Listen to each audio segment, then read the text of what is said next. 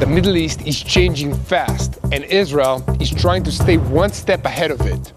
The IDF has expanded its deployment in South Syria, taking up positions in about 368.3 square kilometers adjacent to the Israeli border, including points that are less than 20 kilometers from Damascus.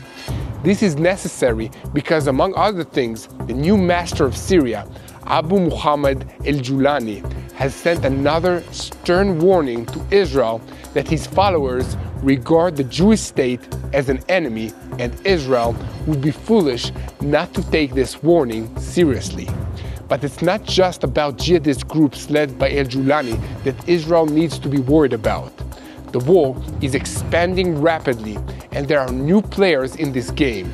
The United States is also worried that its NATO ally Turkey might be preparing to launch an invasion of northern Syria to attack the Kurdish groups that have been America's close ally in the long-running battle against ISIS.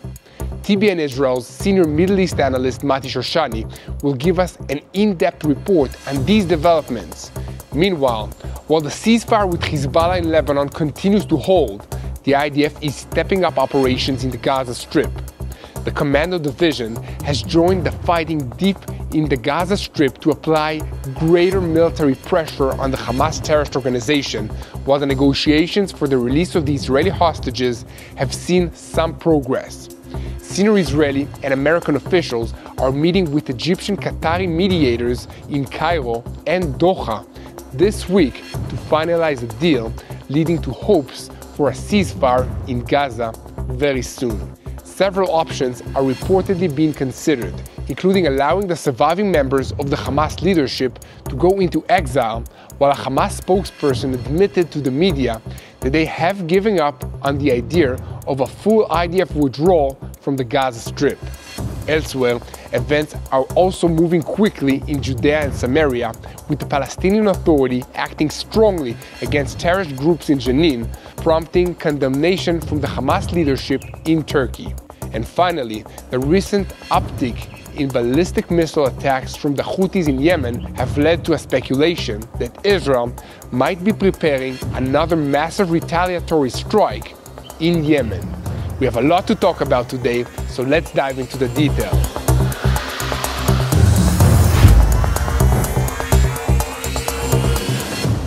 I'm Yair Pinto, and this is your Boots on the Ground report about what is happening in Israel on day 439 of the war against Hamas, Hezbollah, the Houthis in Yemen, all the Shiite militias in Syria and Iraq.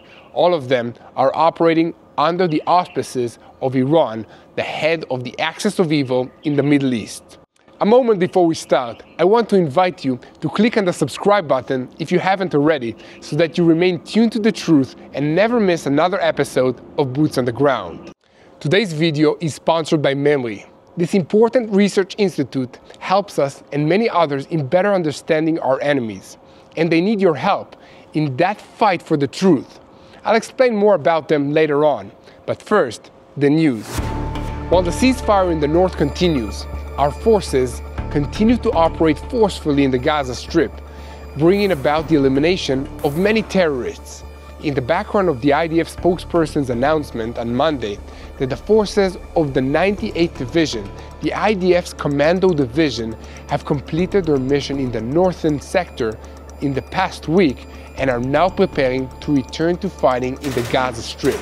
The IDF is tightening the belt against what remains of the Hamas terrorist organization and creating pressure with American support to bring about the release of the Israeli hostages. Israel is now at the final stretch of dramatic negotiations with Hamas aimed at bringing Israeli hostages back home, but the price will be steep, including the likely release of hundreds of terrorists from prison, including many who have the blood of Israelis on their hands. Beyond that, an extended ceasefire that might leave Israel with few options to deal with future aggression is also being considered. Beyond the scenes, the talks are reported to be progressing with the help of mediators from Egypt and Qatar, with significant shifts by Hamas. The demand for a complete IDF withdrawal from Gaza has been softened and Hamas is now willing to settle for a partial Israeli withdrawal, pulling back from key strategic areas like the Philadelphia route and the Netzarim corridor. The reasons why Hamas is willing to make these concessions is obvious. They are at a breaking point, with a senior Hamas official admitting to the Washington Post this week that the group is at a historical low. They've lost control of vast areas in Gaza, and the local population, suffering under the devastation, is turning against them. For Hamas, these negotiations are not just about hostages, they're about survival. On the Israeli side, Prime Minister Benjamin Netanyahu and Defense Minister Israel Katz are leading the talks quietly, keeping a low profile while progress unfolds. Israeli delegations composed of top officials from the Mossad and the Shin Bet are working in Doha, preparing for the possibility of a rapid agreement if terms align. Israeli sources remain cautious, saying, and I quote, "There is no deal yet, but significant progress has been made." So what exactly is this proposed deal? It's been structured in 3 stages, each one complex and controversial than the other. In the first stage, there will be a 7-week humanitarian ceasefire, and during this time, the women, children, and elderly amongst the hostages will be released, while large volumes of food, fuel, and medical supplies will be moved into the Gaza Strip. Additionally, Israel would partially withdraw its forces from populated areas in northern Gaza. In the second stage, considered the most sensitive phase, Israeli soldiers and younger men held in captivity would be released. In exchange, Israel would release hundreds of terrorists, including high-profile murderers with blood on their hands. And finally, in the third and final stage, the remains of Israeli soldiers, those held by Hamas for years, would be returned to their families in Israel. But this deal comes with a heavy price, and Israel is divided. Across the country, there's growing public criticism of the deal. Families of the hostages are torn. On one hand, they're desperate for their loved ones to come home. On the other hand, they feel that splitting the hostage releases into stages gives Hamas the upper hand, opening the door to future extortion. The stakes are higher than ever, and while Israel fights to secure the safe return of its citizens, the international community is applying relentless pressure to end the fighting. Egypt, Qatar, and the United States are acting as the primary brokers, with reports emerging that CIA Director William Burns is personally involved in meetings with officials in Qatar to close the gaps between the sides. But there's a deeper issue that raises alarms here in Israel: the release of terrorists. Some reports suggest that these terrorists could be sent to countries like Turkey and Qatar rather than returning to Gaza. For the IDF, this isn't reassuring.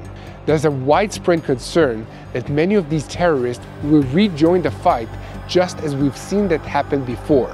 At the same time, Hamas is running out of options. Gaza has been reduced to rubble. Vast areas are uninhabitable. This is no longer a place where terrorists would willingly return. Yet Hamas will present any agreement as a victory. They'll call it a historic achievement, one that strengthens their standing with their supporters even as they lose ground on the battlefield. But the consequences go further than that. If Israel agrees to a ceasefire, even a temporary one, Hamas could use that time to regroup, rearm, and rebuild its military infrastructure and its political base. Israel's leadership knows that. They understand that every day of quiet is an opportunity for Hamas to prepare for the next round of fighting. Israeli Prime Minister Benjamin Netanyahu, while addressing these negotiations earlier, didn't mince words. He said, "This is a moral, strategic, and security dilemma. We will do everything to bring our hostages home, but we cannot allow Hamas to see this as a victory. Israel's security must remain non-negotiable." Here at TBN Israel, we will keep you updated on all these developments moving forward. If you want to support our work, you can visit our website at www.tbnisrael.com/give. If you found this report valuable, don't forget to hit that like and subscribe button so that you'll never miss another update of Boots on the Ground. You know, we talk a lot in our shows about what's happening in the Arab world and how it's affecting Israel. And we always try to stay on top of these issues so we can give our viewers, you, the most updated news. Of course, we have a great research department, but one of the best resources I found lately is a site called MEMRI.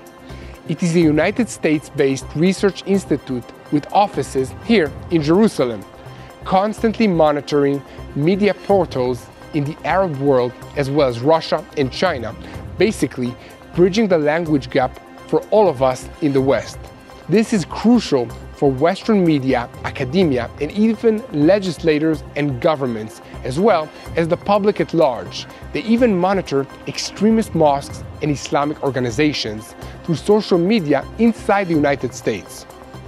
Their work is vital in unveiling the extremist, dangerous Islamic ideological currents that threaten Western civilizations and values. So, if you want to stay informed and alert about the extremist narratives that constitute the basis for hostile and violent anti-Christian activities, you must subscribe to MEMRI. Their address is www.supportmemri.org. The subscription is free, but in order to help them keep uncovering the truth, please consider making a donation. They are a non-profit organization, so it's tax deductible as well. But more importantly, they are truly helping in our war for a better world. So go visit them after the show and help them in this mission. Thank you.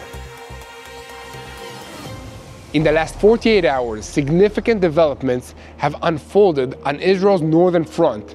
And I want to explain why this moment matters, not just for Israel, but for the entire Middle East. Israel has taken control of the El Wada Dam and the Yarmouk River basin located in southern Syria. Now, this isn't just about a military strategy, it's about power, stability, and influence.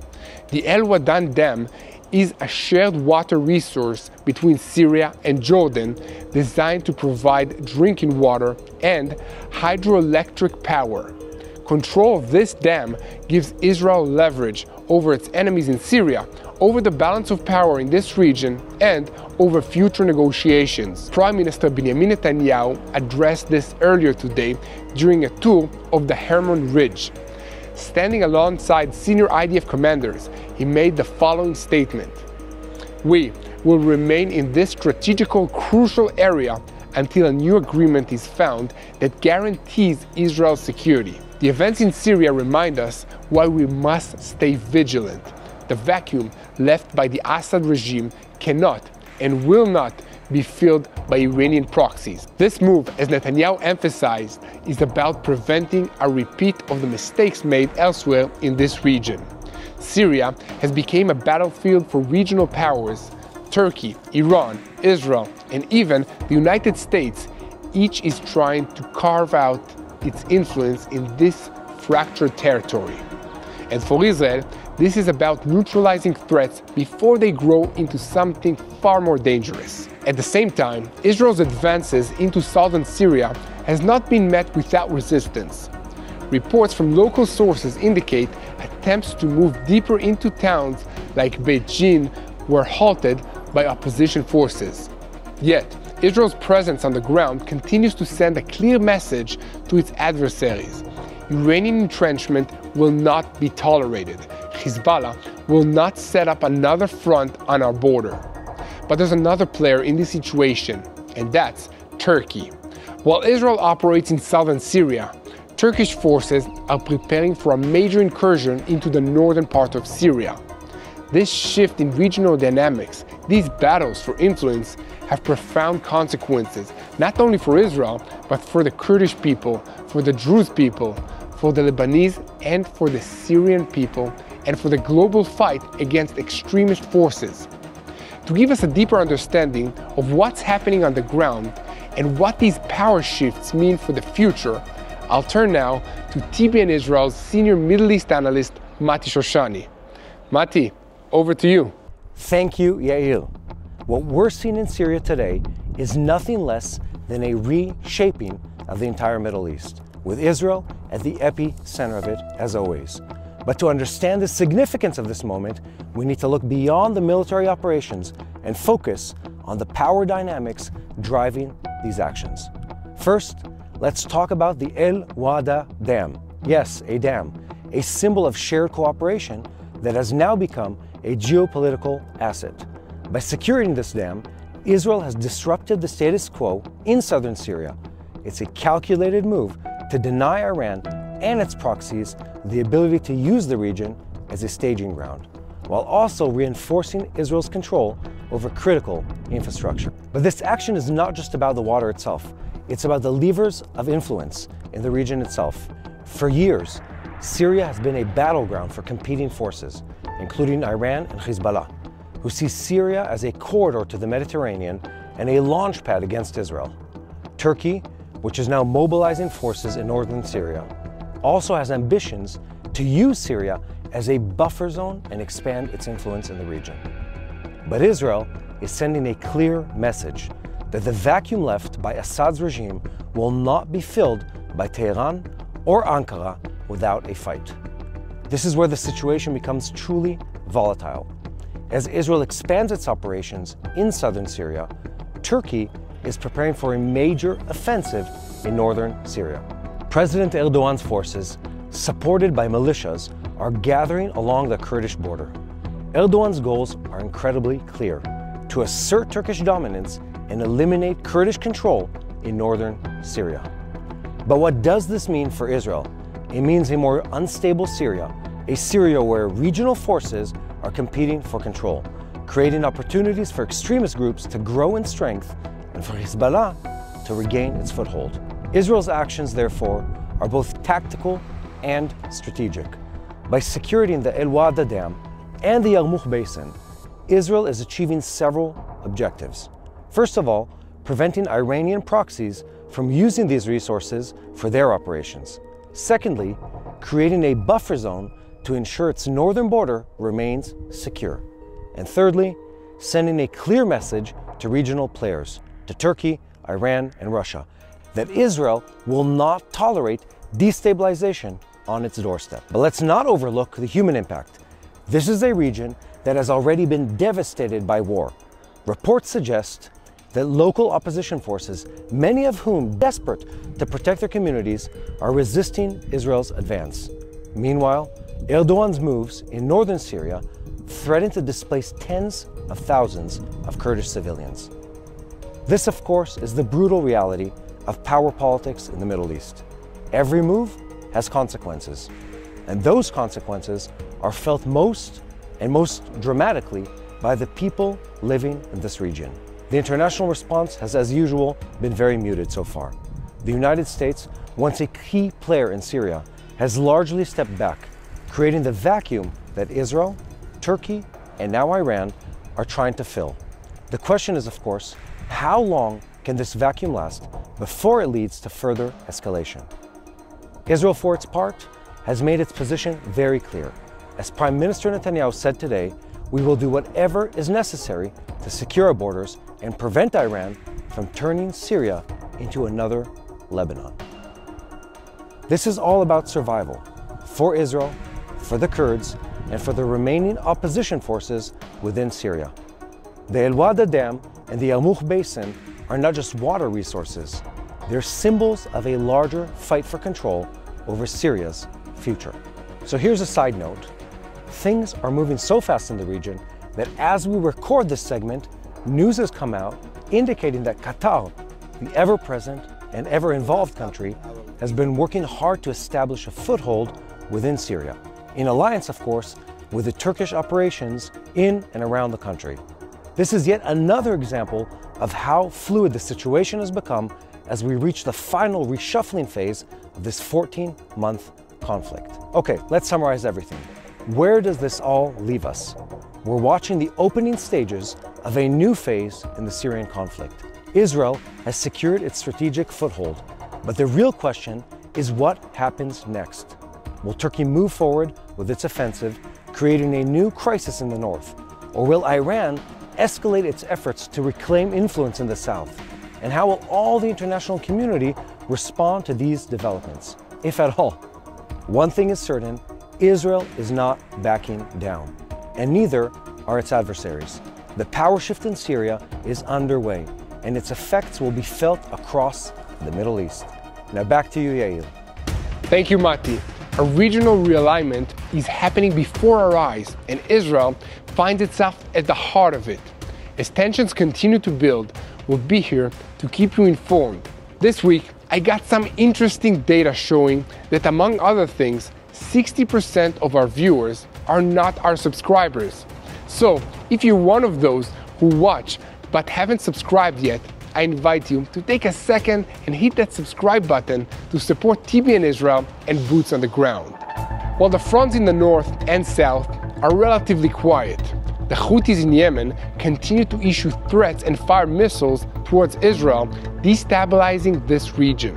The Houthis, operating on Iran's behalf, do not hide their intentions. In recent weeks, there has been a sharp increase in the frequency of attacks, including a UAV that hit an apartment in Tel Aviv, in the heart of Israel, and in Yavne, a suburb next to that big city, and other launches that were thwarted in Eilat, Israel's southern city, and Ashdod, next to the Gaza Strip. The threats continue in the digital arena as well, with defiant messages from the militia's leaders. Israel is now weighing its steps. Security officials emphasize that there will be no restraint, but stress that action in Yemen is complex. Among the options considered, surgical strikes on Houthi infrastructure, targeted killings of the organization's leaders, and the use of electronic warfare to disrupt their launching systems. Cooperation with international forces, like the strikes carried out in recent days by the United States and Britain in Sana'a, is also a possible scenario. The Houthis continue to pose a unique challenge, geographically distant but close in terms of their impact on Israel's sense of security. The decision on how and when to respond now depends on precise operational considerations. But the message is clear: the response will come.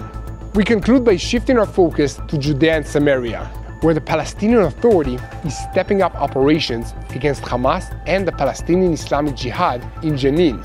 On Tuesday, Hamas released an unusual statement calling on Palestinian movements and factions to mobilize against the operation led by the Palestinian Authority. Hamas claimed that the Palestinian Authority's activity serves the IDF and ignores calls to stop the operation. Hamas has long sought to undermine the Palestinian Authority's rule in Judea and Samaria by attacking its security forces and accusing it of collaborating with Israel.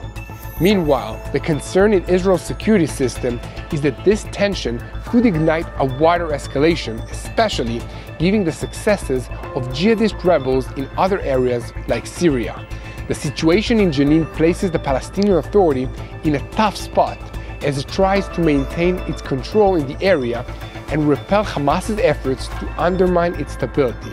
Israel continues to monitor events closely, maintaining security cooperation with the Palestinian Authority to prevent further deterioration on the ground. I want to conclude by paying our final respects to some heroes who fell this week defending the State of Israel. On Tuesday, the IDF announced the deaths of Captain in Reserves Moshiko Rosenwald, 35 years of age, from Modi'in Maccabim Re'ut. He's a company commander in the 7107 Engineering Battalion of the Nahal Brigade. He was killed by a building collapse in Rafah in southern Gaza. Also killed in the same incident was Sergeant First Class in Reserves Alexander Anusov, also from Modi'in Maccabim Re'ut, a squad commander in the 7107 Engineering Battalion in the Nahal Brigade. He was 26 at the time of his death. May their memory be a blessing. Our hearts go to the families. Please continue to spread the truth about Israel, about what's happening in this land. Pray for the people of Israel. Pray for the peace of the IDF soldiers wherever they are. in Lebanon, in Syria, in Gaza, or in Judea and Samaria. And pray for the speedy return of our hostages in the Gaza Strip. God told us to be personal in our prayers, in our relationship with Him. So I want to make this prayer personal for you by telling you a story about some hostages. Daniela Gilboa is a 20-year-old Israeli from Petah Tikva. She's the daughter of Orly and Ran Gilboa and has a younger sister named Noam. During her military service, Daniela served as a field observer in the Israel Defense Forces, the IDF, at the Nahal Oz base near the Gaza border. On October 7, 2023, she was abducted by Hamas terrorists during an attack on her base. Footage from that day shows her injured and limping, being forced into a vehicle by her captors. In July 2024, Hamas released a propaganda video featuring Daniela, marking the first sign of life since her abduction. Her family permitted the publication of this footage, hoping to raise awareness and expedite her release. Please continue to pray for all the hostages and for Daniela. Pray for the peace of Israel and unite in prayer for the peace of Jerusalem.